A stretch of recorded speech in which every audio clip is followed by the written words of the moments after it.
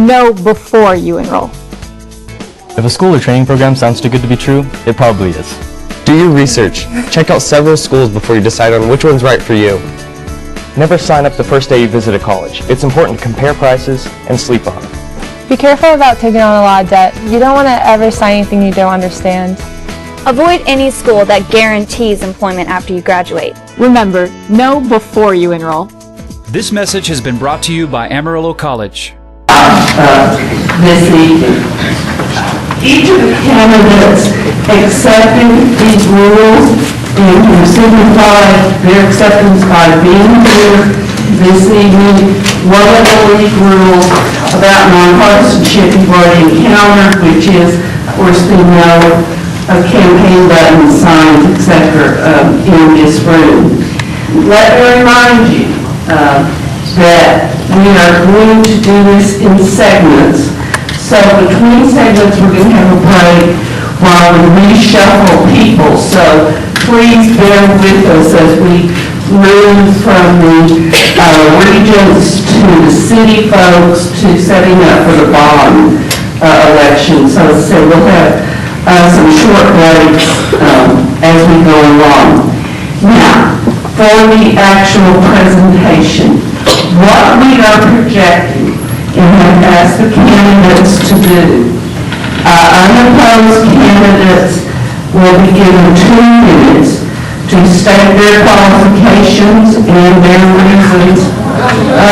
We're going to get someone, please. Thank you. Their reasons for running for office. Opposed candidates will be given 30 seconds for an introduction and 30 seconds for their closing statement. In between, they will be asking questions and answering questions from the audience. They also must share a microphone. So again, allow some little time to do some shuffling in terms of microphones. We'll see how long we all learn in kindergarten to share about this. So that is the general process for this evening, and we are going to begin with the Amarillo College Board of Regents, and the initial questions are going to come from the students at Enroll College.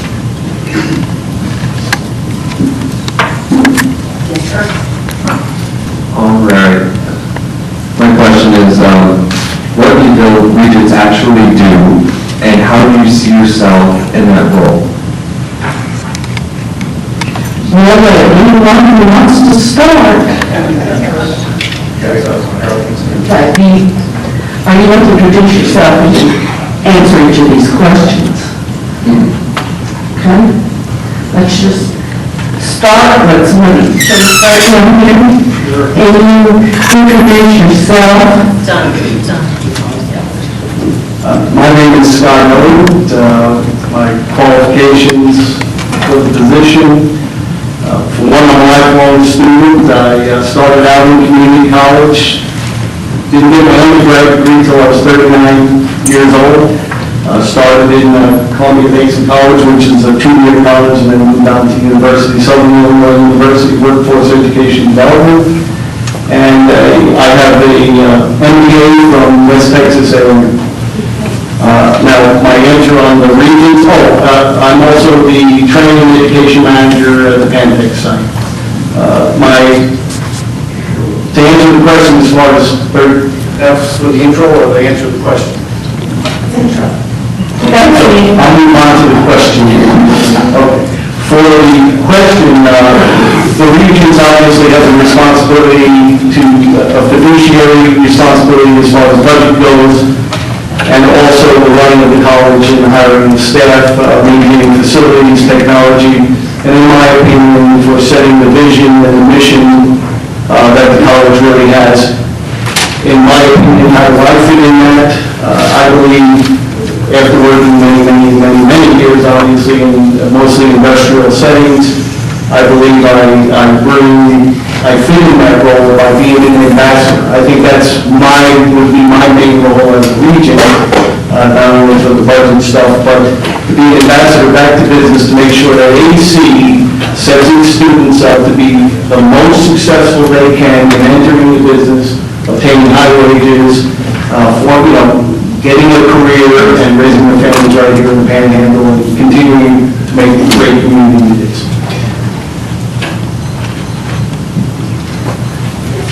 Good evening, I'm David Hudson, and I'm running for the 2-year unexpired term vacated by Chris Williams 2 years ago when he passed away. I feel like I'm qualified. I have a degree in engineering, and I have a master's of business administration. I'm also a licensed engineer, and I've sat in this room for many years doing continuing education as required by state law.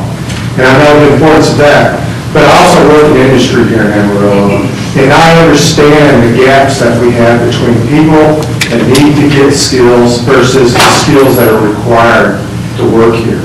We have a lot of technical jobs in the industry that I work in, and I'm excited about what AC is doing to meet those. And I feel like I can help strengthen those industry relationships with AC. I have 3 children. All 3 of them have attended AC in one form or fashion. AC, I believe, has an exceptional capability to help so many people within our community. As far as answering the question on the regions, I see that as overseeing the management that is actually running the college and making sure that we feel like it's run properly in accordance with their bylaws, and also treating the students and the taxpayers here in Amarillo properly and meeting the balances of the needs of our community. Good evening, I'm John Demise, and thank you all for being here this evening, and thank you to the League of Women Voters for having us this evening, as well as the Enroll College Student Government Association. In 30 seconds or less, it's very difficult for me to tell you a lot about myself, but as I thought about what's really the most important thing that I believe that I can share with you about my candidacy, and why I feel like that I have a real qualification for this particular job is my business experience. If you look at what all colleges are faced with, does that mean I've already spent my 30? Okay, I've already spent my 30. Pardon me. Let me go ahead and answer my question. We'll get to it later. Let me answer your question. The board is responsible really to set policy. They're responsible for the hiring and firing and evaluation of the president. And I think it's very important that we are to continue to set and follow the vision that has been set, and I think very appropriately so, for student success. And that's something I feel that is really on the right track for both Amarillo College, for our community, and for students that are seeking to really become productive citizens in the future.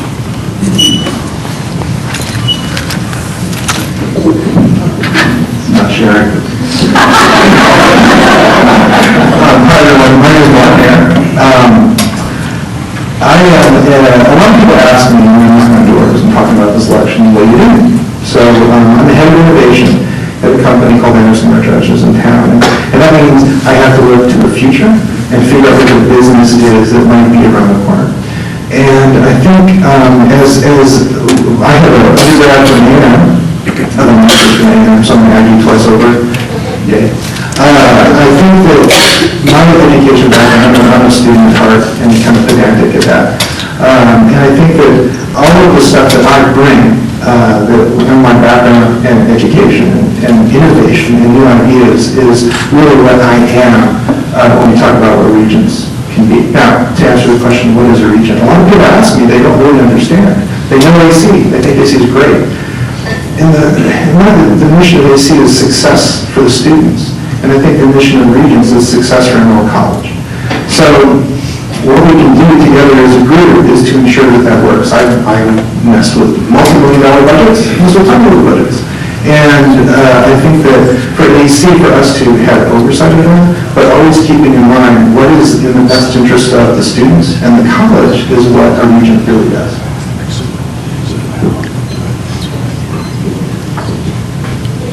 My name I'm Jane Nelson, and 2 years ago I was appointed to the Board of Regents, the Enroll College Board of Regents, and I was appointed to take the seat that Elect Ms. Williams was held, and excuse me, I'm really nervous up here. I currently serve as the secretary on the board, and I currently serve as secretary on the board, and before I was appointed regent, I actually served over 10 years on the Amarillo College Community and Advisory Committee, so I've always been involved with college.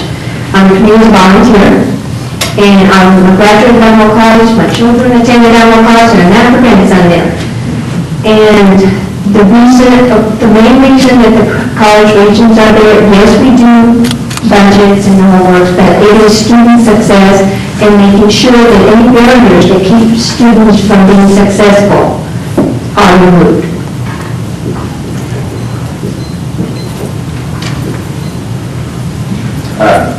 I just want to thank everyone again for being here, and the League of Women Voters and the student government. My name is Dr. Paul Crawford. I'm a current board member. Amarillo College has been a very important part of my family's history for generations. My grandmother attended Amarillo College back in the 1930s. My parents both attended Amarillo College, and then my mother worked in the print shop for many years.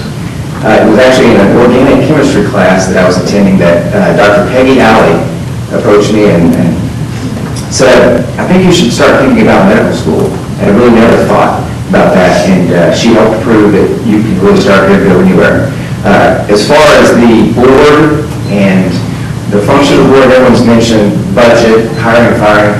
Really, we have 4 main functions, and that is to ensure student success. We also have to make sure there's access for those students who really want to go to school. In addition to that, we have to make sure that we continue the partnerships with the businesses in our community. We have a vital link to those businesses through our technology. And finally, we have to make sure that the college is financially stable so it can continue this in the future.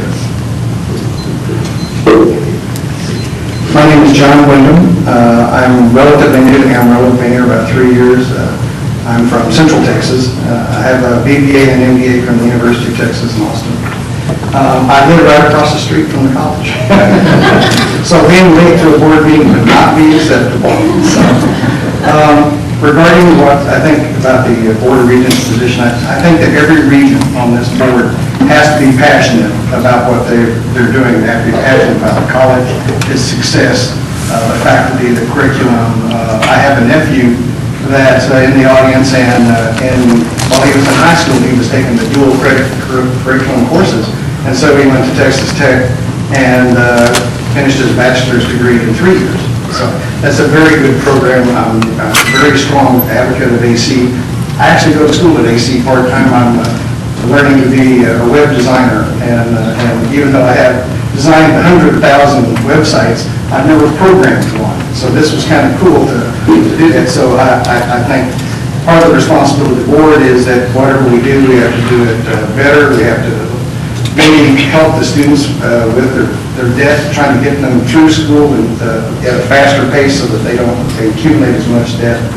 And I think the other big thing about board is it's commitment. It's every board member, and I'm sure the people that are on the board right now will tell you that they spend a lot of their personal time going to meetings and analyzing board documents and other public events and things like that. It's a very big load on the Board of Regents, and so you've got to have the time and the passion to commit to this.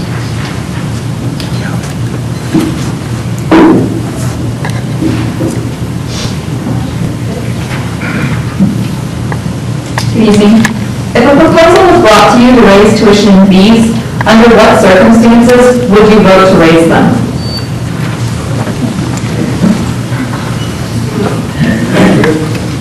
I'll go ahead and start that. I'm David Hudson. And, I really think that's one of the last resorts. And you've got to look at the management and the efficiency. I think AC is exceptionally efficient and does a good job. I think one of the biggest things we've got to focus on is the state legislature. And make sure they understand everything that the college is providing to our community. It's not just a college for people to move on to academics. It includes technical job training, but also it provides an ability to bridge different socioeconomic groups that are lower in poverty and help bring them up into working positions that are needed in our own community. We've got positions here that are not filled, and I know that there's people that could be there. We live in a very competitive environment. If we give these people skills, they can move into those jobs and become very productive people in our community. He handed me the mic, so I guess I'm next. You know, this is one of those very good questions. I'm glad you asked it because this is really what the Board of Regents is all about. We're tasked with asking the tough questions. And I think if once this mic passes across this table, you're not going to find one person here that says, well, I just raised them indiscriminately. I think every one of us would say that's going to be our last resort.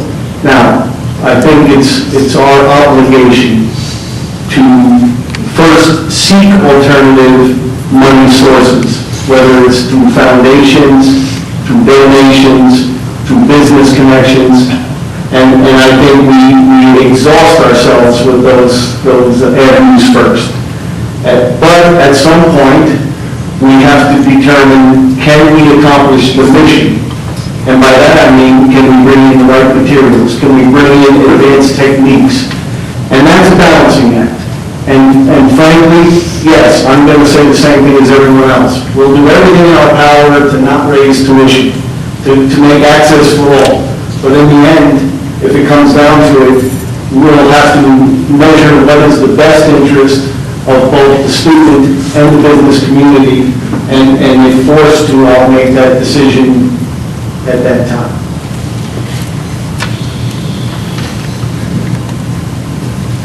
Well, I would tell you, from my perspective, again, my business experience that I didn't get to finish earlier, I was the CEO and president of corporate systems for 12 years.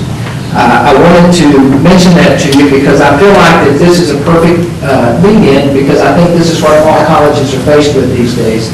The rising cost of education and the decreasing amount of funding that is being received from the state. And so I think that what is going to be incumbent on all the board, as well as all the stakeholders, is to figure out what is the best way to achieve student success with the most in the most economical and efficient manner. And so I would tell you that strong business acumen is going to be critical to be able to do that, because it is a balancing act, and it is it's going to take a lot of effort and a lot of energy to be able to come, and a lot of innovation to be able to figure out how do you try to meet all the various different stakeholders and what their issues will be.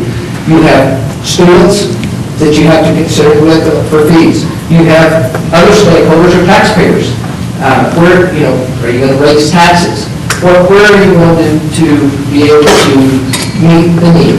And so you have to be able to be creative and look across all the various different avenues of funding, and be able to also be very effective in how you deliver good quality education, which this institution already does. All right, I'm about to make a mistake, and I'll tell you exactly what I think we should do. I think the question was under what circumstance? If the state said no funding, zero, that's a big deal. And you have to say, well, now we have to do something to keep control. Now, the raising fees just happened 2 months ago. And I was at the meeting, and there's a lot of logic behind it. A lot of salaries haven't been increased in 4 or 5 years. A lot of issues that the college needs the revenue, and the state really hasn't been a good partner with this.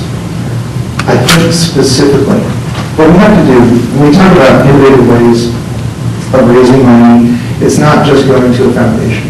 We have to really keep this control and really do something specific. So, education, higher education is in the middle of a sea change. We all know this. We can't ignore it. We've got e-books. We've got all sorts of stuff happening. We've got the internet. That's a thing. You guys, you know it. And what Amarillo College is very, very good. What it can be is great. And what we can do is extend the brand of Amarillo College into all these other venues. The way to do that is we make a business arrangement with faculty.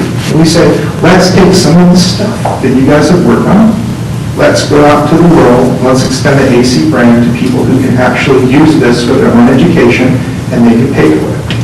And this is not distance learning, but it's using the internet, not very expensive. And then what we do is, and it's called revenue share, and we share that with the faculty, we share that with the college. And we make a plan, a business plan that incorporates all of this. So we're not stuck by saying, hey, state, where's our money? We're not stuck by saying, hey, Amarillo, where's our taxes? We need to increase them. And we're not saying, hey, students, sorry, right now you're in the middle of the road for tuition and fees, and we need to bump you up so you're one of the highest in the state. We're not in that position, and those are the discussions that we have to have. This will raise some apples, because it's a new system, and people want like new things. But those are the kind of things that we have to do. Stop. You're right. There was a raise in tuition a couple months ago. It's always difficult to raise tuition. That's the last thing we want to do.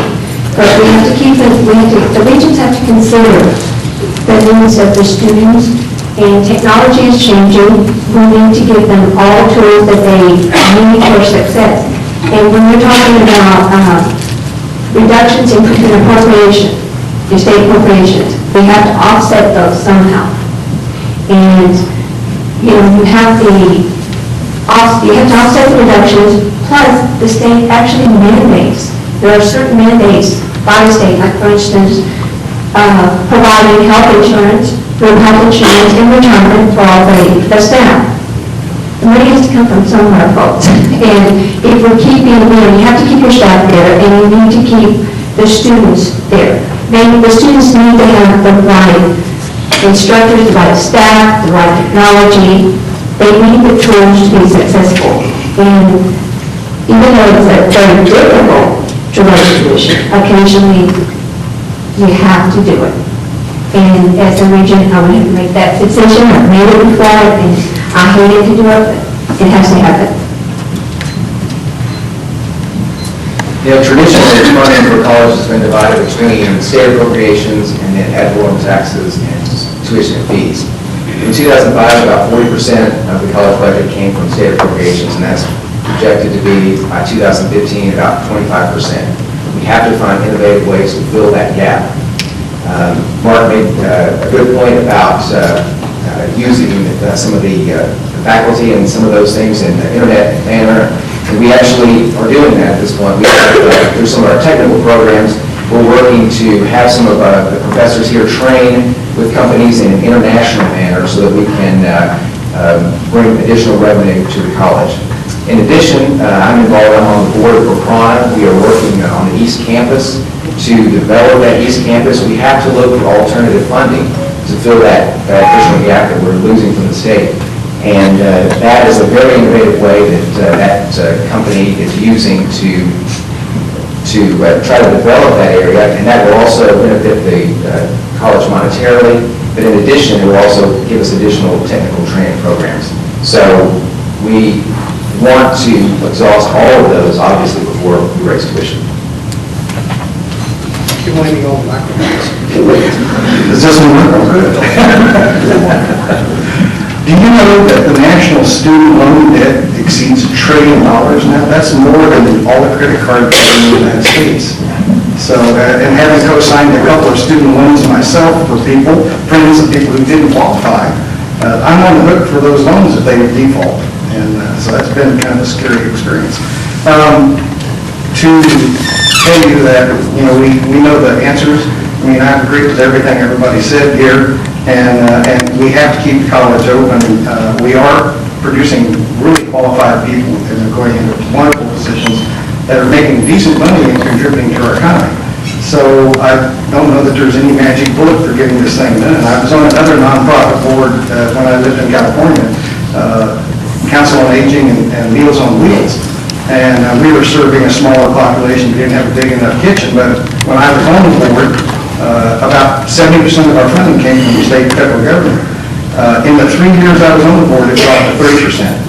And so we were doing everything. We were doing bake sales. We were doing auctions and having people donate things like the Grateful Dead donated a whole bunch of drums, and so we sold them on the internet auction. Made a lot of money, but I don't know that the AC has that advantage. But I think it's a very difficult situation. I think one that we all have to use our best business practices and take a look at what we have to deal with and just make the best decision we can make. Do we get a chance to add anything if we want to add something?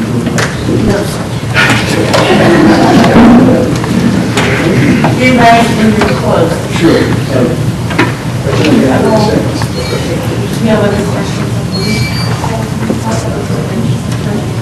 Do we have questions from the audience? We do.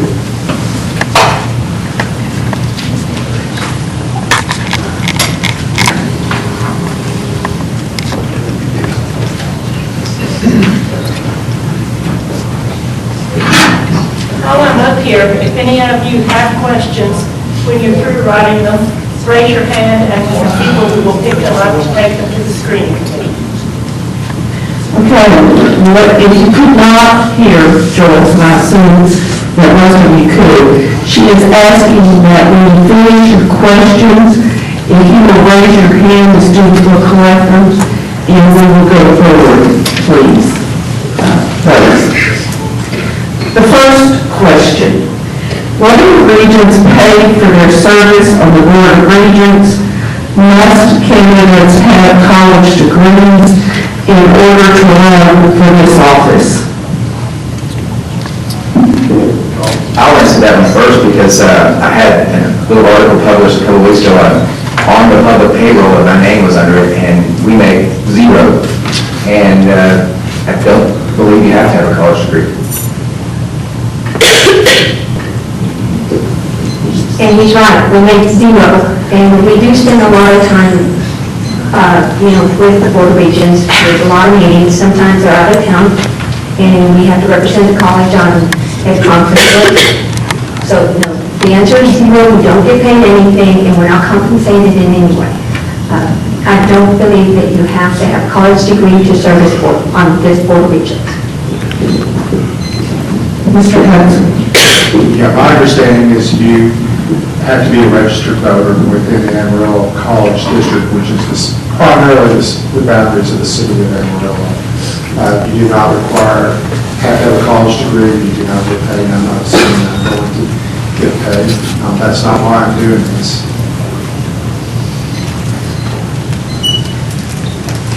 I agree with everything they said, and obviously all of us sitting at this table are doing this because we love education, we love the Panhandle, and we want to help it succeed. So it's Maslow's hierarchy. We're at the top of the pyramid waiting for self-actualization.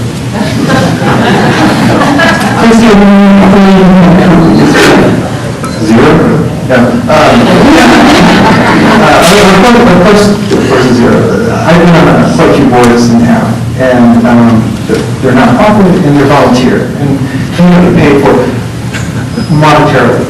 What do we pay for seeing the community grow and seeing success? Seeing these guys up here from the student government, doing this kind of thing. So I think it would be disingenuous to say that we don't get paid in some fashion. It's not with a check, but it's this kind of experience, which is great.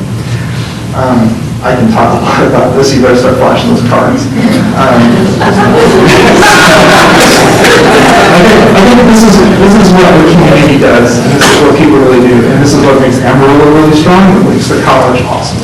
Because you get this group of people here, and they're taking their time, and it's really hard work to do this. And this is, I think it's really admirable. And really, this kudos to the college and the leadership show it all and contribute in some fashion. I have a college degree because it's awesome.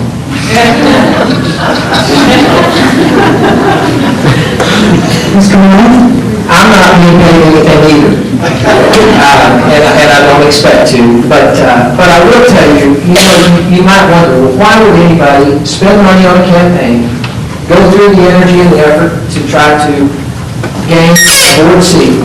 Why would they do that?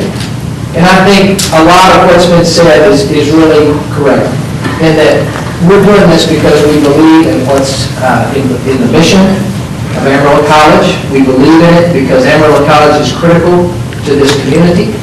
We believe in it because it is really something that business and industry would definitely need going forward to be successful in their own right with an educated and well-equipped workforce. So that's why we're doing this. I serve, just as Mark mentioned, I serve on several nonprofit boards, and you don't get paid anything there. But you're all here, we're all trying to figure out, why are we here? And I'll tell you, I'm here to try to make a difference. And that's really that's the reason why I'm trying to be on this board. Anyone else? Yes, sir. Well, I agree with everything everybody said. As I told you, I'm sort of new to Amarillo, and I tell all of my friends all over the United States, I said, you need to come to Amarillo. This is a well-kept secret. We have great community here. We have great churches. We have great performing arts centers. We have, symphonies. We have everything in the world that some big cities don't have. And so it's very hard not to get passionate about Amarillo College. I mean, it's a very vital, productive part of our educational system here. Okay, your next question. I'm going to take liberty to combine two different questions about this. Why can't Amarillo College become an accredited four-year institution, or at least offer a bachelor's degree? And the second part of it is, would you work to have Enroll College become a four-year institution?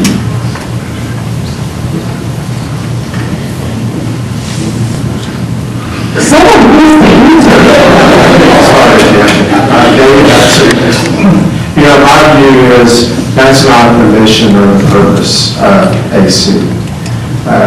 I think it is a great place for an individual, young or older, to begin either an academic career or even more importantly, some sort of technical career, whether it's nursing, some sort of allied health field, going into technical training to become a lineman journeyman, because there's so many great positions that are available within our own community. And I think AC provides an opportunity, and the taxpayers here who help through the ad valorem tax fund that are wanting that for the long-term viability of our community. I think our community success depends on a strong community two-year college. Start the clock. Okay, here we go. Do I know that answer? Not really. My point being, in any business, specialization, when you specialize in something, you can really fine-hone it and make it sharp and serve the community well. We have a four-year college in West Texas A&M. We have Texas Tech down the road. We have North Texas. We have lots of universities around. And another four-year college for competition versus WT Texas Tech spreads out the expertise and makes it more of a competition. AC has a niche role in a beautiful feed stream to either business or other four-year universities, and I think that's where it gets its strength. That's where it can focus, fine-tune what it provides to the community, and I think it provides that well, and there's really no need for it to become a four-year university. I would just say, in business, it's really important to understand what you are and what you aren't. And I would tell you that this Amarillo College is not a four-year university and doesn't need to be. That's not what its purpose is. Its purpose is to fulfill a mission within this community as well as outlying communities of Hereford and Dumas to be able to provide a good start, an economical start, and access to students that otherwise might not be able to afford to go to a four-year university.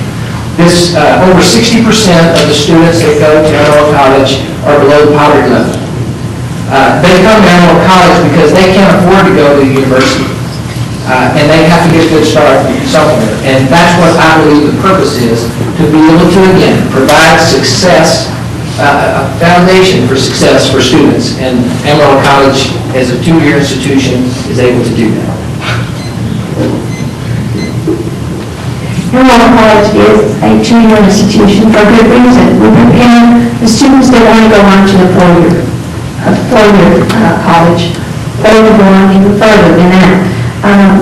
We also, like John was saying, Mr. Mice, the students at Enroll College, we have about 60% that are at the poverty line.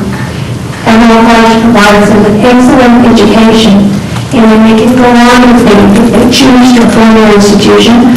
Otherwise, they can have a 2-year degree or a certificate degree. And when they finish, they'll have the skills to go to work here in our community. And we do want to keep our students here in our community because we need them for our businesses too. So to answer, why isn't it a 4-year school? I think when the college started, when it was founded, it was 1929, that's right. It was voted on. The vote was pretty significant, 73% voted in favor of it, I believe 74%. I think that made the institution what it is. I think that there's a prohibition, I could be wrong, but I'm not going to be an assumption. There's a prohibition that just said we're a 4-year baccalaureate degree institution. That said, I think that would I work to make AC a 4-year school? Instead, I would work to make AC strong partners with other institutions. We have those partnerships now, but those partnerships can really flourish later on.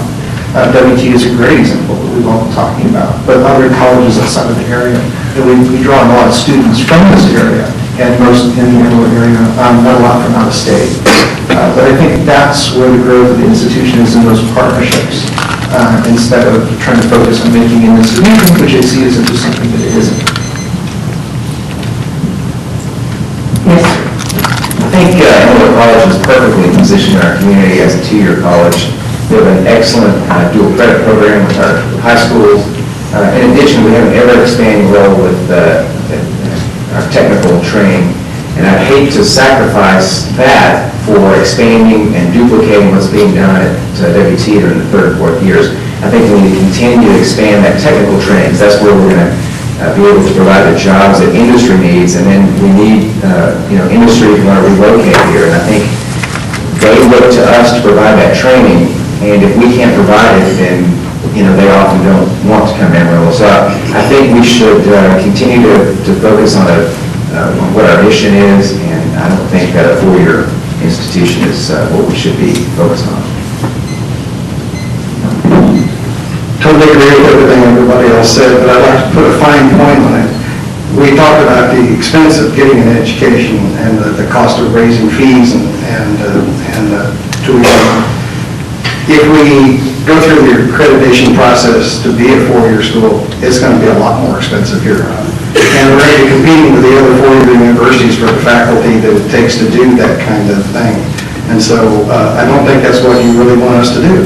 I think we should look at how we're going to be able to get you through this school and feed you into another college at a much cheaper rate. And I think that's where we should be focused. Because of a limited time, there will be one more round of questions, and I realize there are questions that have not been answered, but we do have a lot planned for this evening. So, candidates, the question is, what do you think you can prove about Enroll College if you are elected to the Board of Regents?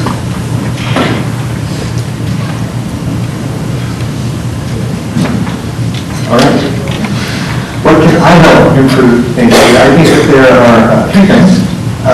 One is recognition, which I talked about before, brand recognition of the school. Stepping that out, making everybody understand that Amarillo College is this gem that we have. And it really is. And it's something that we need to appreciate. We need to polish it. There is revenue, so recognition. There's revenue, which we talked about. New, innovative sources, which I think I can help define those ways. And then there's also responsiveness. It's one thing we haven't talked about, which is at the board level, communicating the mission, communicating what's happened to the needs, communicating why do we raise fees to everybody who voted, to everybody in the community, to everybody who's a taxpayer. That's really integral to the job of the region. And there's all sorts of ways to communicate this stuff, over-communicate it sometimes, if you guys know Facebook. But that's the critical thing. There's 3 things: recognition, revenue, and responsiveness. And those are the 3 things. You know, I've known of AC for a long time. I've always had a very strong impression of AC. But now I've got to know more about it, and I think it is a very strong and good institution. What I think I can do to contribute towards it is I think looking at technical vocations and what is needed in our region. I think I have a great understanding of what's needed in industry and what's not needed. And then also, I think further pursuing and helping kids pursue their academic careers if they want to move on to a four-year institution. I think there's a lot of gap of technical trade within our area. AC's doing a great job and they've really ramped it up, and I want to help support that. Thank you.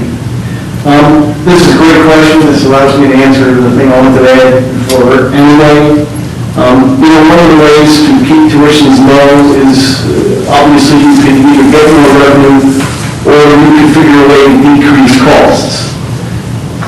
Business partnerships is vital. I myself teach, I'm an adjunct instructor at West Texas A&M. I teach employee training and development down there. That helps WT keep costs cheaper because they don't have full-time professors. We need to go back to the businesses and demand more, frankly, from the businesses. I mean, that's why I'm here. I'm a Pan-Texan, but I feel I owe it to the community of Pan-Tex. So we need to find ways to partnership with them, get equipment from them, get adjunct professors who can bring in techniques and technology and help the students get better, reduce the costs, which will then therefore keep tuitions low. So that's what I think I bring, is that business connection and the willingness to go out and obtain those connections.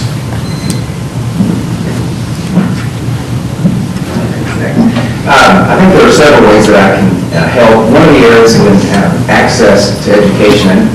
One of the things that bothers me is African American students only make up about 5% of our students. I think there are inroads that we can make there. We need to continue to develop our business connections, and just like the board that I serve on with Prana, I think there are ways that we can expand that into other businesses and provide a revenue stream for the college. And then I think, finally, as far as the budget, I think there are ways to continue to look at the budget and expenses now, and I've been focused on some of those areas to try to cut costs so that we can really say when we have to raise tuition that there was no other way. I think, from my perspective, I think I can improve in business relationships, in collaboration and partnerships across the community. All of us, I believe, attended a candidate information sharing last week with all the deans. And I will tell you, I'm very encouraged and inspired by what we heard from the deans within Amarillo College. They bought into the success, student success vision. And so I'm very proud of this institution and what they're doing. One of our charges, I said it the other day, is we don't want to get in the way and mess it up. But one of the things that I think I can help with are improving business relations across the community, improving partnerships with other entities, nonprofits, foundations, and so forth. I've seen the advantage of being able to collaborate and partner across the city. How do we do this? Well, right now, as Dr. Popper said, he serves on the same board as I do for the Amarillo Foundation for Education and Business, which is a partnership with Prana. That is a way that we're increasing the revenue for Enroll College. We're kind of diversifying where we get this revenue from. And we stay in contact with the businesses.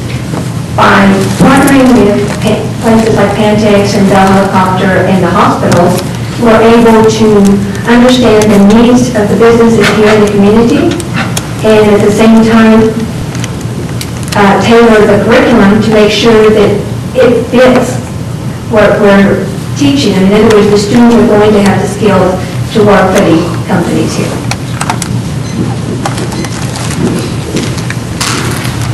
I guess I'd like to add, I think all of us have an immense amount of work experience that we are going to be bringing to the board, or have already brought to the board if you're a current member. In all the corporations that I worked for, every time we started finding situations where we weren't either making enough profit or we weren't doing something that we needed to be doing, we instituted an entire agency-wide program-by-program review. We looked at how everything interacted, if it was best business practices. We just went through everything. And we did organizational changes and structural changes based on what we discovered. And I don't know that that's been done at AC because I've only been away to board meetings for about a year. And I don't know the history beyond that, but I think that'd be one thing that I think we should take a really strong look at. Thank each of you, and we are now going to move to the closing remarks. I remind you, you have 30 seconds, so be succinct. And so who would like to begin to go first here? Yes, ma'am. Well, I've always been involved with the greater Enroll community as a volunteer. I've served on several executive boards, such as the Enroll Foundation for Education and Business. I'm on the local board for the Selective Service, and I work for nonprofits. I've worked 14 years for Amarillo Area Foundation and 3 years now for United Way. So I understand the needs of our community. I stay involved.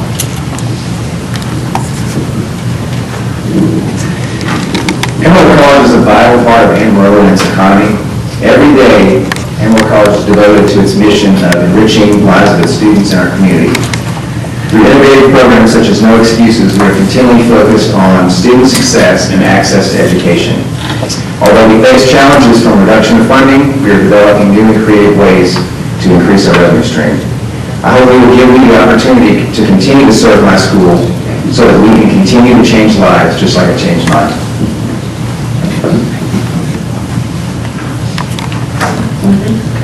You know, I believe that Amarillo College is a great institution, and it's really picking up momentum, just like a lot of things in this city are. And I think I can help contribute a small part of that by being on Board of Regents for Amarillo College. I serve on several community organizations. I have a strong belief in community service. I serve on Panhandle 2020 board. I'm also on the Bridge Child Advocacy Center board. And then I'm on the Parks and Recreation Board. So I appreciate your consideration about it.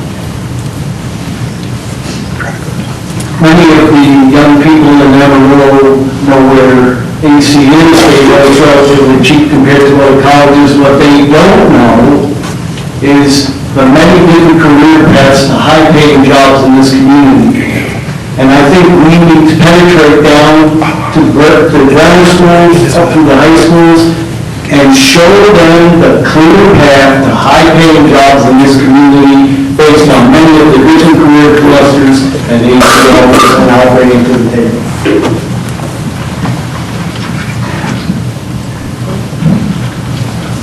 When I was in 6th grade, my mom taught her LVN at a community college in Houston. I was the first kid in our family who went to college. In grad school, what was that, you know? I was the first person in our family who learned another language. I taught at Palo Alto Community College in San Antonio for a little bit. I take classes at AC, that Keto class. My whole family is taking classes there. Don't steal my son's carrots. Amarillo College is as important to me, my family, and the whole community, and I think I can help.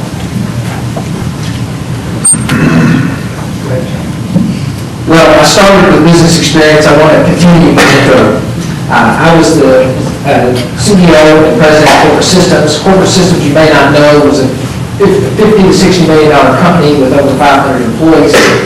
So my business experience will lend well to what I think the challenges that face Amarillo College in the future to continue to deliver high-quality education at the most economical and affordable cost. Well, I think each of us have told you quite a bit about ourselves by answering the questions. You know that I'm a generalist. I have an MBA. Most of us have MBAs. It seems like I think the thing that is very unique about me is being from Silicon Valley and moving back to Texas, my home state, is that I spend a lot of time reorganizing companies and building whole new strategies that are kind of disruptive to old strategies. And I think sometimes I have to stop. On behalf of Enroll College, the League of Women Voters, and our community as a whole, thank each of you for coming and sharing your philosophies, your ideologies, and your personal experience. But all the things must come to an end, and so we will take a 15-minute break and set up the next segment of the program. These artists are going to be around for race. That is, they will make an opening statement, they will address questions, and then they will have closing statements as well. Now, as part of the Amarillo City Commission race, there has been a question raised about the issue of the Open Meetings Act, and it is the city attorney's interpretation that if we have at least 3 members of the commission in this room at the same time, it is a violation of the city open meetings law. So it is the role of the city officials to determine violations of Open Meetings Act. So what you're going to see is, again, a bit of a shuffle. You will see the mayoral candidates in the opposed race first. They will then leave, or at least Mayor Harpole will leave, and the other 2 will come in so that those city officials feel they are in compliance with the Open Meetings Act. Now, this may be different than what you've seen for the Board of Regents or for the school board when they do their portion. But again, it's up to each local governmental entity to decide what their rules are about open meetings. It is not the league's role, it's not Amarillo College's role, it is their interpretation, and we will, of course, concede to their interpretation of this. So that is where we will begin, and again we will begin with the contested mayor's race. So, we'll go forward. Gentlemen, we're going to ask you to make your opening statements, 30 seconds each. Again, we're going to allow you to figure out who goes first and who goes second. So, one of you, please begin. Hi there, my name is Terry Van Lottman Jr. Was born and raised here in Amarillo, Texas. I went to school at St. Jacinta Elementary, went to Sam Houston, graduated from Tascosa. I'm a husband, a father, and love Amarillo. I'm proud to be here tonight. It is an honor. I appreciate the League of Women Voters and the Amarillo College for doing this. I'm in this race because our city is growing dramatically. We want good management of it. We have great staff, and we've moved very far forward on what we are doing in the last 2 years. I want to continue that effort, and I think there's a lot of things we can point to that we've been successful with, and I want to continue that effort. Thank you. Thank you. Your first question. With the continued drought, a near certainty, what will you do to ensure that the city of Amarillo has a viable water conservation plan in place and in force? And we have essentially several questions, but that is the thrust they would like for you to address, the water policy and your position. Just why wait? Let's start now and, go to Monday, Wednesday, Fridays on, even numbers, and Tuesday, Thursday, Saturdays on odds, and let's go to that, and that's what I do. And how long do we have? 1 minute. It is important that we know we have enough water for the next 200 years. Even with the growth rate that Amarillo projects, and that's dramatic. But we can't waste a drop of our water. A lot of our water in this area goes to production of agriculture. That's an important part of our economy. We cannot waste water, but our water contingency rules set by the state and subscribed to by us, because our production levels are so good, so we're so well fixed for water, we have to do this voluntarily. When we did that voluntarily in our city, we were saving 8 to 9 million gallons a day in the worst drought conditions we had. If we have to go further, we can, but that would be because production falls back and the state rules are still honored. Next question. What are your thoughts on the public voting on controversial issues like the cell phone ban? I believe we should get a right to vote on that. That's what's wrong with some of our freedoms are getting taken away, our, choices of freedom, rights, say so. So I think we should put that to the people and the community and let them vote on that. I know that we studied it for about 9 months. We had an independent traffic commission that studied it. We put it back and forth. We tested every theory. We had stacks of papers 8 inches high determining what was the best course. We took notes from over 150 people that came to our sessions and talked to us. And we made a decision to determine the path, and it certainly can be withdrawn if there's a petition, but we believe we did the right thing. I believe we will see a national standard for this in the future. I believe our state representatives have told me that we're far ahead of what the state's able to do. I believe that we did the right thing, and certainly there is every right for somebody to petition it back. But I believe that it is protecting life, and I think we study this. If we go to a referendum item for everything, many things won't get decided and won't be studied to the degree that these people in our community studied this issue. It won't be easy for people to go in the voting booth and vote on everything. We are a representative form of government, and your best solution, if you don't like what we're doing, is vote us out. Thank you. Now, given that most citizens work during the day, what would you think about meeting regularly in the evening, say from 7 to 10 p.m.? I would be for it, just because I can get away from the house and having to watch Yes to the Dress or Lifetime. But no, I would be for it. I mean, that way it's good for the working people and everybody can show up. Because some people do work till 5, 6, 7. So I think it'd be great.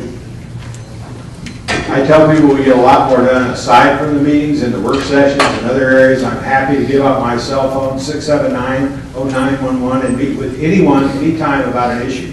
I do think that we tried this. In Deborah McCart's, when I was on the commission in 04-05, we went out to the community, learned a lot, had great exchange. It was necessary. People stopped coming after about the third round of that. Now the commission meets once a month at 5:30, and our numbers are no different. When somebody has a dog in the hunt, when you're trying to gore their ox, they show up. And that's important, and that's good. And I think that's probably the way it will really remain in the future. I'd love to have more participation. If we could guarantee that, I'd do anything to do it.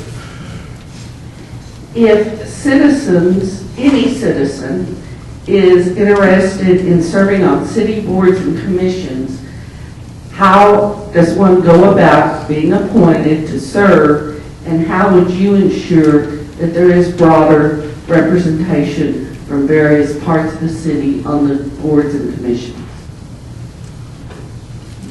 We have over 220 people serving on boards and commissions now, rotating out on a 2 or 3 year term. Some repeat the terms. We have over 42 boards. We would love to have resumes. We would encourage, I will take them tonight.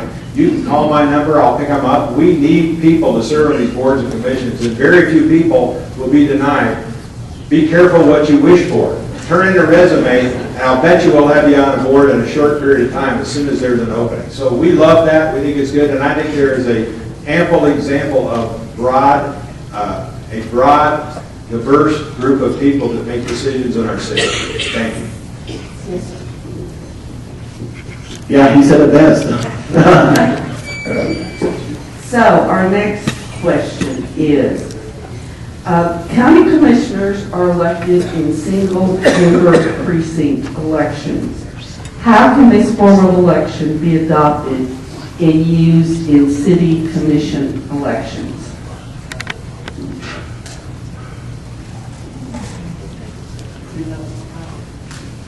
Yes, sir. This has to do with single-member elections.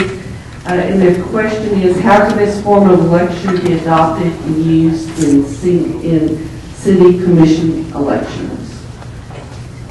That I have not read up on, so I ain't gonna lie, I have no clue. So I'm just gonna be honest.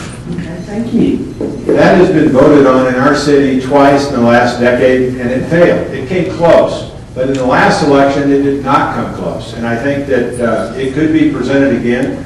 We did not, when we were challenged on that legally, there was not the ability to draw a contiguous district out of the city where there were 4 districts contiguous that had a majority of a minority. The only way the opposition was able to do that, a lawyer from South Texas, he included the prison population. We told him he couldn't do that, and so we won that case. I think our better job is to find people who run for office and do that work and perform. And we have lots of people, very diverse, that will do that, and they're promoted. Look at our current commission. It shows diversity. It can always be more within the boards, and I think that is something that I would love to take resumes tonight, put you on a board or commission. This will be our last question because of our time constraints and our need again to shuffle folks here. The City of Amarillo runs advertisements in the newspaper asking for bids for construction, for supplies, and for equipment. Is competitive bidding required by law, and how can we obtain information on bids? That's one of them laws I have not heard about. I haven't read about that. As far as competitive bidding, that question, is it like on job sites, or is it like? I believe it's on, they cited supplies. Lost my piece of paper. Supplies, contracts for services, equipment. For services, I guess it would just be, who's going to give you the best price. I mean, that's all I would know. I mean, I really don't know what more the question is asking, but I guess it's bidding on price maybe. So whichever is going to give you the best deal. It's a requirement any bid over a $50,000 value is competitively bid. That is something that we do every day. The city staff looks through those bids and very carefully applies those bids, and then we vote on it at commission if it's over $50,000. There is a standard and there is a requirement when you're doing a state bid to open it for the avenues of minority bidding and other things that are allowed. And so we honor that in every case when we bid items, and we're very careful about and scrutinize that very carefully so that we apply the bids fairly and the awards are given directly to the proper people. There can be a small margin where a local vendor can get a bid above someone that's outside the city, but it's a very small margin of difference. Thank you. Gentlemen, it's time for your closing statements. How long is that? I would love to continue the work that we've begun. We've done it as a team. We have a cohesive, solid commission that works very hard, debates very difficult topics, such as the sex offender. We have increased scrutiny of sex offenders, and we were first headed towards some boundaries. We found out that did not work. We've had many items that we've debated very thoroughly, including the texting ban, and we believe that we are doing the right thing, and I'd love to continue as your mayor. Thank you. I might not, know as much, but one thing, I want to, I'm thinking about Amarillo, north, east, south, west. I want to clean up, 6th Street, make it's a big tourist attraction when people come in 6th Street, Amarillo Boulevard. I just want to look after Amarillo as a community. Thank you. As I mentioned to you, these two are leaving and the other commission. First elected May 2011, so I'm finishing my first 2-year term, and I am unopposed running for a second 2-year term. I grew up in Amarillo. I've got degrees from Amarillo College, from WTAMU, and from the University of Texas. And I spent my early years as a journalist here in Amarillo, but I have done the most important work of my life at Enroll College for the past 20 years. And I'm very proud of the work there. I'm very proud of the students that are here tonight, and I'm very happy that you all have come to Amarillo College to be able to get interested in the election, and I hope that you'll all go vote. That's the most important thing. I'll tell you a little bit about what I've done in the last 2 years as a city commissioner. We have secured water rights from Boone Pickens. That was one of the most important things that we did. We did that within months of being on the commission. We've really worked for the first time to dedicate funds to improve our infrastructure in Amarillo. That has been so important. We have dedicated funds to improving the drainage, and we have also dedicated funds for the first time to improve our streets. We've added police officers. And we're continuing to work to revitalize downtown, and that is really working because for the first time in 20 years, the property values there are going up, and so we're very proud of that. I have worked personally to bring new and different people to the table at City Hall and the commissions and the committees, and if anyone is interested in serving, please let me know. I'm also very interested in making sure that we have incentives to improve existing neighborhoods in the city. You call it infill. We have developments on the outskirts of the city, but I think it's very important to look at our existing neighborhoods. And I'm also personally interested in community gardens, especially in areas where people are food insecure, and I think that's very important. Thank you very much for being here. Please go vote. Ms. Hicks, it's wonderful to see you this time every 2 years. Thank you. I'm Brian Eads. I'm City Commissioner Place 2, and I've served for 3 previous terms, 6 years. I'm looking for number 4. And I want to thank the people of Amarillo for sending me. I love public policy, and I so appreciate the opportunity to serve. I want to thank the League, and I want to thank Amarillo College for being here and helping us to do this tonight. My number 1 focus on the commission over these many years has been public health and safety. When I first came on the commission, we had the same number of fire stations that we had back in 1958. We've added 3 more. We're looking to add an additional 2. I also think it's important that we increase firefighters, obviously, but we have probably 30 additional new police officers to cover our added population as well. I actually have had the honor of serving as the chairman of the Emergency Care Advisory Board, and that really is charged with monitoring the ambulance system to make sure that the quality of service they're providing is up to state and national standards. We really would like to increase the technology that they offer on the ground so that the pre-hospital care system is even better. We're now to a 4-minute response time routinely for fire, and ambulance is slowly just shortly behind that. So I've been proud of that service. One of my other big priorities on the commission has been low taxes. We have the second lowest tax rate in the state, depending on how you calculate it exactly. But over last year and over the proposed budget, we have $2 million in additional sales tax revenue. So I cannot imagine why we would need to increase ad valorem tax rates in the coming year. I believe in limiting the drain on our resources. And also, I think we've got to look at economic development. Oil and gas was key in the early part of the last century. Irrigated agriculture since 1950. That's going away in the next 2 to 3 decades. We've got to understand ways in which we can diversify our economy. We've got to talk about wind, and we've got to rely on our partners at WT and AC. And we have to make sure that we are recruiting businesses that are to come to a vibrant community by redoing downtown and making it attractive. Thanks, Ms. Hicks. Thank you both for your participation this evening. We do appreciate your representation of the city, and we thank you for your time.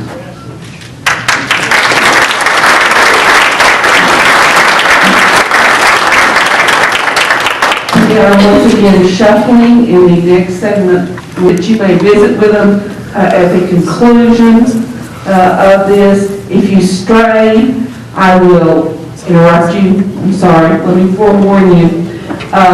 and ask you to stay focused on the issue of the bond election. Okay? So, we have representatives from the school board and the school administration. They will introduce themselves as well as discuss for you the issues they see relating to the bond election. So, who would like to address the question? I believe it's on. The 5 minutes for the general discussion, and then, together, a group effort, and then 1 minute to respond to the questions, just as the other folks did. Okay. I'm Jim Austin, and I'm president of Amarillo Independent School District Board of Trustees. The bond election is $99,450,000, and we got to that number through the Citizens Facilities Committee. They started working, looking at the needs in the district in November, worked November, in December, in January, came back to us with recommendations as things that the district needed. And we had a list of our own, and we put those lists together and came up with the list that is in front of you today. The 3 areas that we're concerned about, safety, growth, and facilities. The number 1 issue is safety. We have 35 elementary schools. 13 of them do not have controlled access. And by controlled access, we're talking about the only way you can get in the building is through the front door. That front door takes you to the office, takes you to an attendant and a computer. You state your purpose and who you want to visit. You get a name tag. You go and complete your visit, come back, and you check out. So we know who's in the building, why they're there, and when they leave the building. There are 13 schools that we need to retrofit, probably the easy ones we've done. The hard ones remain, so it requires a design. It requires a lot of money to change those entrances to where we have controlled access in the building. Additionally, there'll be safety enhancements, which could be the doors that we have, the glass that we have, which is bulletproof to a certain caliber of bullet, and also the position of the windows to those doors. So when if you do break out the window and you're trying to reach in to hit the panic bar, it's higher and harder to do. We'll also have video enhancements that will enable us the opportunity to see what's happening in the all the different halls and fronts and backs of the building. So that's the safety piece. The overcrowding piece, we have 3,500 students more than we did 5 years ago. We don't have any reason to think that we won't have another 3,500 students 5 years from today. We have a lot of elementary schools and middle schools that are overcrowded, and we've got to deal with that. Three things in particular. At Travis and Bowie, there are large middle schools. We have over 1,000 children in each of those schools. And our idea is to build a standalone Travis 6th grade and a standalone Travis Bowie. The idea is one that's been tested. We did this at Horace Mann back 2004, 2005, I think, when we finished the work and it actually began. The old Emerson Elementary School, you'll remember, moved down 4 blocks into a new Emerson. We changed the name of the old Emerson to Johnny Allen. It became a 6th grade campus for Horace Mann, for itself, and then it would feed into Horace Mann. We found that the learning environment for those kids was special. We found that the way the discipline problems that we had were reduced. They went to school at a different time at Allen. For the sixth graders, they went to school at a different time and then went home at a different time. So we tried to cut down on the commingling with the students at Horace Mann. So as we track those kids now, we know that they have performed better in the 7th grade, 8th grade, and then on into Palo Duro. So we feel like that this is a great opportunity for the kids at Travis, great opportunity for the kids at Bowie. We will need a new elementary school across from Caprock. There's a new development going in there, 500 homes to be built. We'll have to have another elementary school there. You'll remember that we built an elementary school at Tradewinds, and that is full, and we're adding on to it right now. So then in addition, from a facility standpoint, I've talked about some of the facilities, but one in particular I want you to know about. At our largest elementary school, which is, can I finish this thought? At our largest elementary school, which is East Ridge, the kids start their lunch at 10:30, and they finish their lunch at 1:30. But because the cafeteria is so small, they have about 850 students there, very large for an elementary school, too large of population for the cafeteria. And so one of the things we want to do is add on to the cafeteria. So I would say that the opportunity that we have here is once in a lifetime. And it is that because our interest rates are so low. We have an opportunity to reduce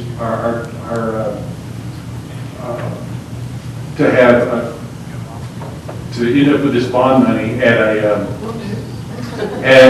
reduced interest rate. The rates drop from 5 to 2. And that being said, if you have an average home in Amarillo, $106,000 valuation, the cost for this bond is $18 a year. If you have a $250,000 home in Amarillo, that's value, the cost for this bond to that home is $47 a year, once in a lifetime. So I guess that means it's over.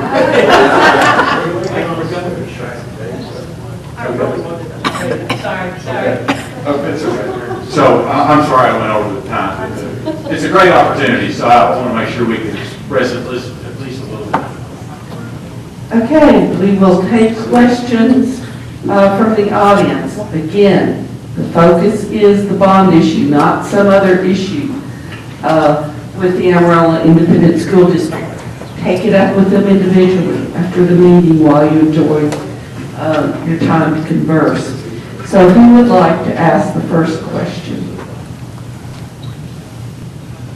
Yes, sir. Over what period of time do you expect to pay this bond issue off? These bonds will be a 30-year bond. And to give you a little more data on that, our current outstanding bonds for the districts are $98 million. And so when we do these new bonds, it'll be $198 million. The tax rate will go from 9 cents to 11 cents. In 2005, our tax rate for the bonds was 14.5 cents, and today it's 9. So, over that period of time, we've paid down considerably on our debt. But just so you'll know, what our current debt rate is, what our debt rate will be, and then also you need to know that our revenue stream to service these bonds will be approximately $11 million. That represents 3.5% of our total budget. So our finances are in really good shape in our school district. Other questions? My, what an agreeable group. Yes, sir.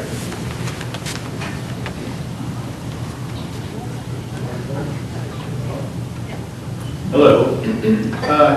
I've talked with a few fellow citizens who said to me, gosh, $100 million bond issue, and I've not heard a word about it previously.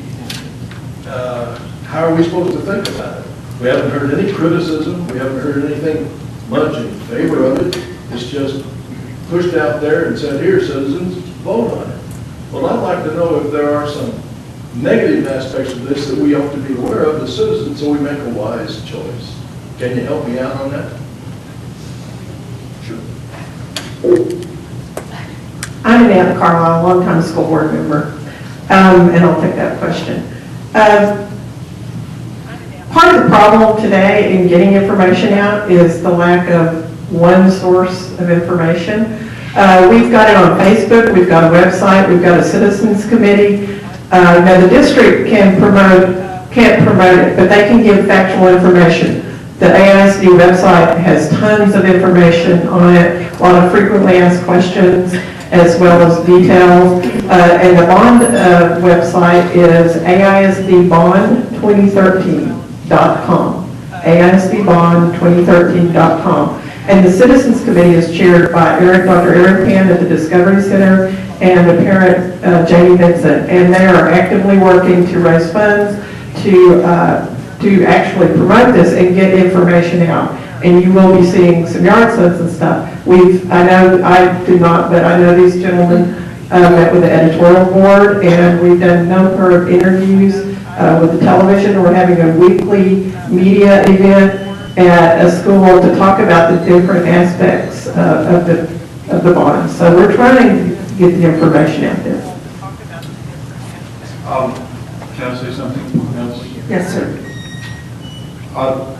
Let me share with you what I've heard is a concern. Why would you come up with $100 million worth of bond need when you didn't pay off the bonds that you had? And so I told you earlier that we still owe $98 million on our bonds. The school district has a $307 million budget. It has 33,500 kids. It's continuing to grow and will continue to grow. I think we're always going to have long-term debt. We just need to make sure that we're managing it correctly.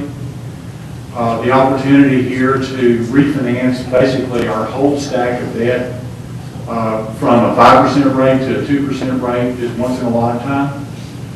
To be able to make that refinancing happen, and it really not cost our citizenry but just $18 a year for the average house. It's the opportunity of a lifetime. So that's one kind of rub that I've heard. Another rub is we want to have this all-weather turf at our 9 middle schools. And the opportunity there is safety, one.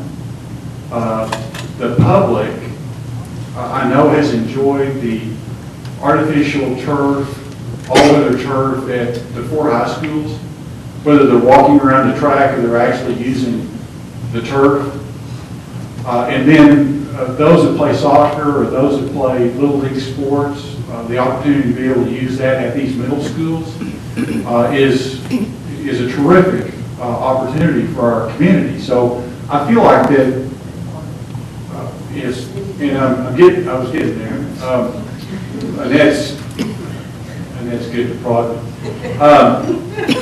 We do have an issue, an operating expense issue. Every opportunity we have to try to throw a loop around on operating expense, we do. We feel like that we spend about $150,000 a year on those 9 turfs. If you go by Austin today, or if you go by Fannin today, you'll see that once again those fields are being rebuilt. New dirt's been brought in, new grade's been shot and planed, and it's got to be watered. We know those 9 fields use between 6 and 7 million gallons a year, and that will be eliminated. So there's a conservation edge to this too. Other than that, I haven't heard a negative. I mean, we've all been out going to different opportunities to speak, just like this. And other than that, I haven't heard of a negative. But I'm telling you, we have good administration and taking care of these children. And the challenges these children come to school with is different than it was when I was at Avondale. And I think they do. I think they do a great job. And we're very lucky to have the administrative staff that we have and the teaching staff that we have. Any other questions? I'm laughing at that. You mentioned a list of projects. Initially, when you said what you said, you eliminated the turf. What projects specifically is this bond issue addressing? I mean, the turf kind of just got slipped in there, and I had no. Well, we're going to have additions at Coronado, at Hamlet, Mesa Verde, Rogers, Crockett, Austin, and Tascosa. And those are classroom additions, 87 classrooms. Okay. The challenge that we have is that we're using 156 portable rooms. And you know, what your experience has been in school, but the portable experience is not the experience that we want for our kids. But that's just what we have to use as we grow, and we don't have facilities. So we will significantly cut the need to be out in the portable. So that's one thing. The buoy and the Travis 6th grade, that we're going to be building those standalone facilities. The new elementary school at Riata, I presume that the name is going to be Riata. That's another thing we're going to do. We do have heating and cooling replacement for units that were set in 1996, and that's a big item. I mean, it's $18 million. So those are the things that we're, you know, when I said additional things, you know, those are things that we're going to be taking care of. The safety issue, the growth issue, which entails all these classrooms that we're going to be building, and then the facilities issue, dealing with situations like Travis, Bowie, the cafeteria at East Ridge, as I'm naming them. And we have a real nice sheet here that lays it all out. I'd like to give it to you when we leave, if you wouldn't mind waiting. I'll hand one to you. Will any of this funding go towards the current building projects that are like the remodels at Paldera and Trade Winds? And no, there was $16 million that we used from our fund balance to do these projects. The ones that you see one at Margaret Wills. You see one that's going on at Paldera. Upper Silent? Yeah. Upper Silent, Sandberg. One thing that Jim hasn't mentioned is another enhanced security that will impact every campus is enhanced video surveillance for all our campuses. So in this day and age, we need high quality video and the ability for the campus level to watch, and should something, you know, untoward happen, the ability for, you know, to work with the police department to see what's going on site. Does that make you feel better? Yes, thank you. I've got the list of what they're doing right now if you want to hear it. Yeah, tell them. We have time for just a couple more questions. I know that there are other questions and have been other questions for the candidates, but I really suspect you don't want to stay all night, although we would love to continue this. So 2 more questions. The gentleman in the navy jacket, and then we'll come over here to you, sir. My question has to deal with preparing for the future. It seems like you're playing catch up on things that are decade problems. And even though you're building 150 classrooms, how are you preparing for the coming decade that you said that there's going to be 5,000 to 8,000 more students? And then also on your security measures, the biggest issue I have with that is a lot of the schools that have had incidents had the same or similar security measures. And the last question deals with the development of Riata. A lot of school districts actually give incentives or purpose to the developers when they're making upwards of $40 to $50 million on those developments to actually put in an elementary school. I didn't know if that was going to be something that y'all were going to debate over, or if that's in the works. Well, if there's going to be a school at Riata, if that's going to be the name of the addition, we'll have to build it. Now, they'll provide the land for us, but we'll have to build it. As far as the looking back at what has happened at other schools that have had incidents, we feel like locking the doors and changing the quality of the door, changing the quality of the glass and the position of the glass, where you can't blow out the window, stick your arm in, hit the panic door, and then you're in. We've changed it to where you can shoot the window out if you want, but you can't, unless you're 7 feet tall, with a 40-inch reach, you're not going to get the panic bar. But that being said, if that should happen, we do have a video camera watching that door, and that's going back to a bank of video screens where all these different video images are coming up, and they're able to call for help. But as far as it stopping the perpetrator, at least we're going to know what's happening, and we can slow that entry down. What was it? I missed. Oh, you're right. Yeah, we are playing catch up. And do we need a master plan?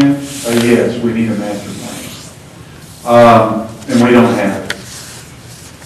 There's a lot of planning that's going on, but as far as have we looked to see what our district would be like 15 years from today, we don't have that. Yeah.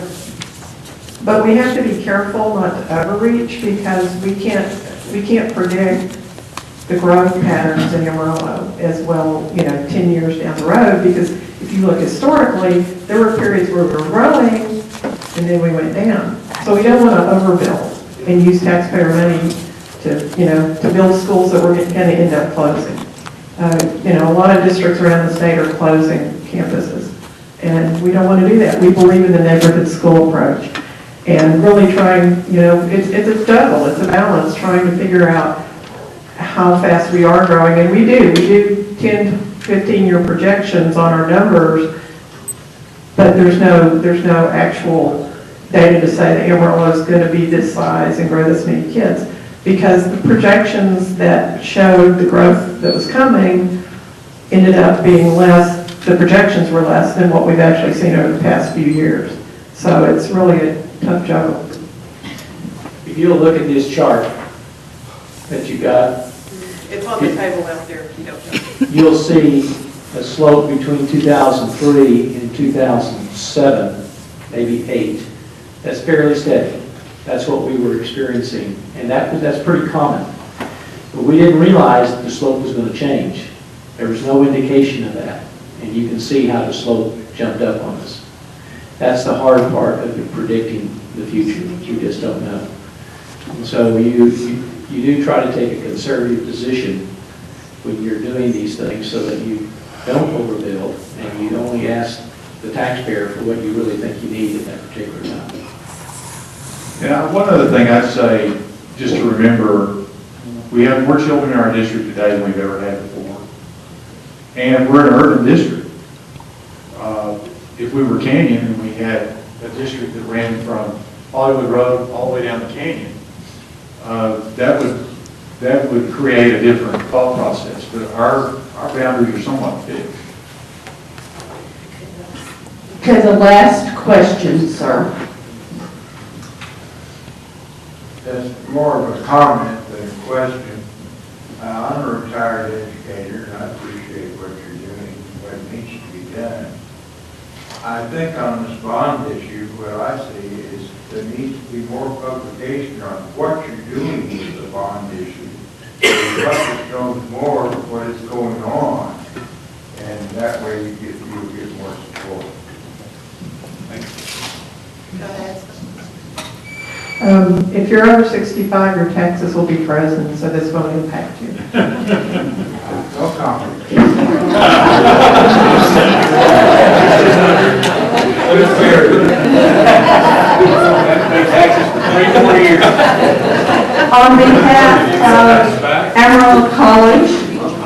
the League of Women Voters, we thank you for coming tonight.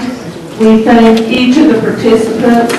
I do understand that we left many unsatisfied because there were questions that were not answered, but we could have stayed until midnight trying to get everything answered, everyone's concerns addressed. So, again, thank each of you for caring enough about this community to come to these types of functions.